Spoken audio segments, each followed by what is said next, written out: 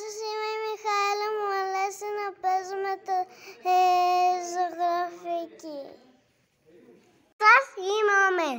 Θέλω να παίζω με τα τουβλάκια. Σας είμαι ο Αναστάσης, με λένε Αναστάση και μου αρέσει να παίζω γιατρός. Για μου αρέσει να παίζω επισελήνη ρέτρα. Γεια σας, μου αρέσει να παίζω με τα τροτινητά του και με λέμε Παναζόν. Λέμε Ασάση, θέλω να παίζω ο Κωνσταντίνο. Είμαι ο Κωνσταντίνος και μου αρέσει να παίζω με τα τουβλάκια. Είμαι ο Θωμάς και μου αρέσει να παίζω με τα τουβλάκια. Σας με λένε Νεφέλη, μου αρέσει να παίζω